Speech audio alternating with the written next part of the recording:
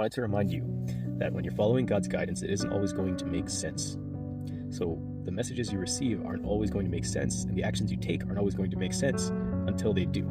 For example, what just happened to me was I received a message that there's a family matter that I need to help resolve that's causing tensions. And I thought to myself, I don't know of any family matters that I need to resolve that are causing tensions. And then at that moment when I felt confused, at the exact moment when I felt confused, I got a text message from a family member, and I said, well, maybe that's what it is. And I thought, well, I don't think I have any tension with that family member. So I texted them. I said, hey, how are you doing? And then they responded in a way that is different than how they normally respond. Normally they just say good, right? The general good, that they're always doing good, as most of us do.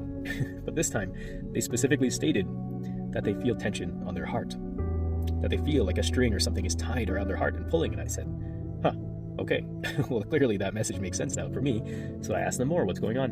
And they said, and I explained to them that sometimes that tension is when we're holding on to something that we need to release. And I don't need to go into the whole of it. Well, I do actually. So going further, they explained to me that they feel like they need to say something, this tension, right? They feel like they need to say something to release it, but they don't know how. And I said, well, have you tried writing? Have you tried writing before? Because I do that. I write things out to get them out of my head so I can release the tension of the thing that I'm holding on to. And then later on, this person tried that. And then later on, they received a message from where they normally look for God's guidance.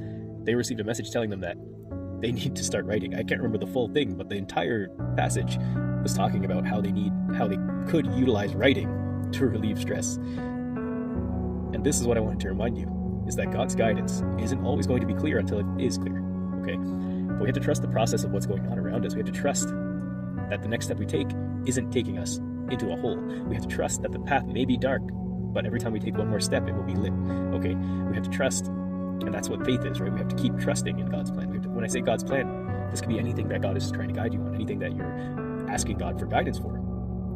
And if you wanted one more confirmation, I'll tell you. Today, I had a client, my first client of the day, and it happened to align exactly what I asked God for. I said, God, I always talk to God first before I go into work, and I talk to God and I say, God, use me as your vessel to bring light and your energy to other people. And I asked God, I said, well, today I need to practice neurological testing. And the first client I have is a new client. He comes in and he tells me that he's having neurological symptoms. And I said, well, there you go.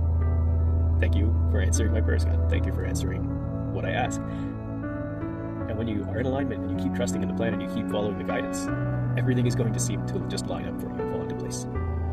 Have a good day, guys.